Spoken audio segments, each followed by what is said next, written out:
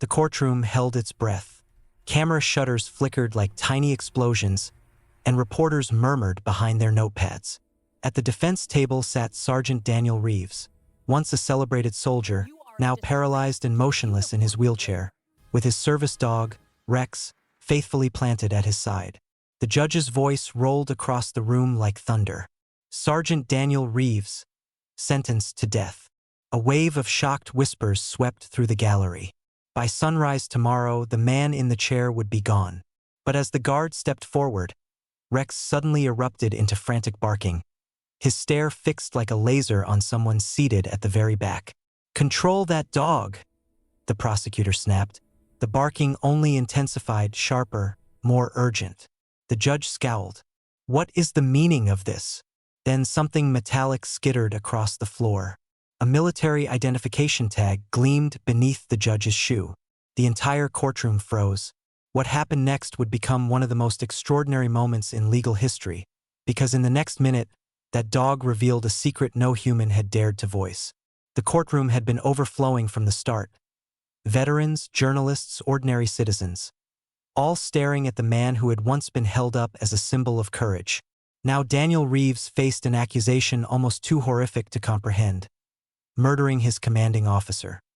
His uniform remained crisp, his medals polished, yet the honor behind them felt hollow, stripped away.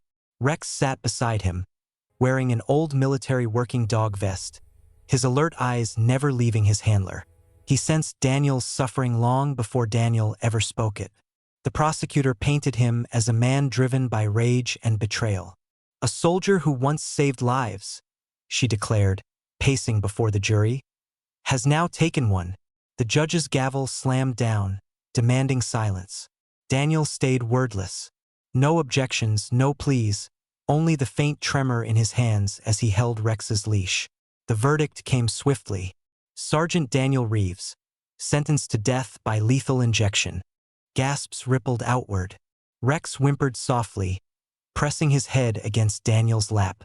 Daniel whispered into the dog's fur, "It's all right, buddy. They'll never understand." The prison was suffocatingly quiet that night. Daniel stared at the flickering light above his cell, knowing the next dawn would be his last. No appeal, no second chances, just a final breath. Rex lay curled near the bars, permitted to stay only because the old warden insisted. "He's earned it." Reaching through the cold metal, Daniel rested a hand on Rex's head. "You've always done your job," he murmured. "You saved me out there. I'm sorry I can't save you from this." But Rex wasn't calm tonight. He paced, scenting the air, then pawed insistently at a cardboard evidence folder on the guard's desk. "What is it, boy?" Daniel asked. The dog growled, scraping with more and more force until the folder tumbled, scattering documents. Among them, a photo, a weapon tag, details scratched out and replaced with someone else's initials. A spark lit in Daniel's exhausted eyes. "Rex, what did you just uncover?" The following morning, the courtroom buzzed at full capacity once more. Reporters clicked photos, waiting to witness the final confirmation of Daniel's fate. He sat silently, pale, hollow, while Rex lay by his wheels, watching the judge with unwavering intensity. The judge adjusted his glasses.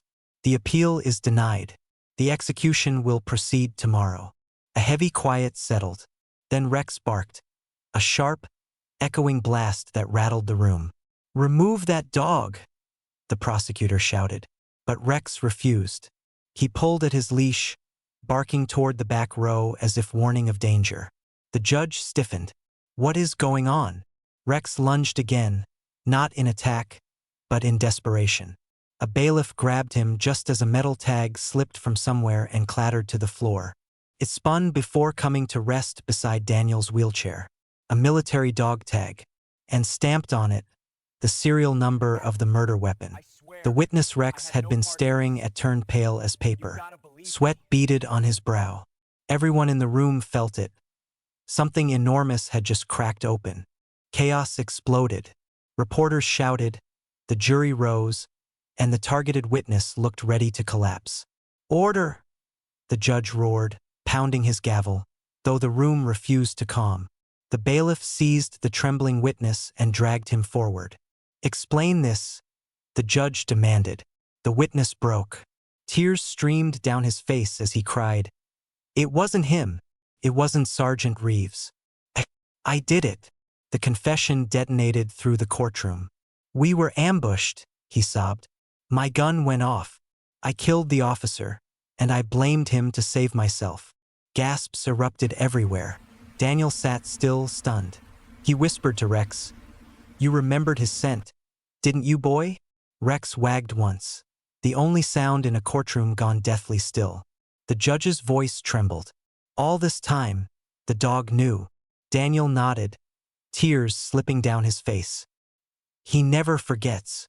Rex rested his head in Daniel's lap, a final, quiet victory cry in the midst of shattered lies. Shock pulsed through the courtroom as the truth fully surfaced. The judge removed his glasses, visibly shaken. "Sergeant Daniel Reeves," he said softly, "this court owes you its deepest apology." The bailiff unlocked Daniel's restraints. Rex barked triumphantly, the sound echoing like liberation. The judge descended from the bench, kneeling beside Rex. "Forgive me," he whispered, placing a trembling hand on the dog's head. "You saw what none of us did."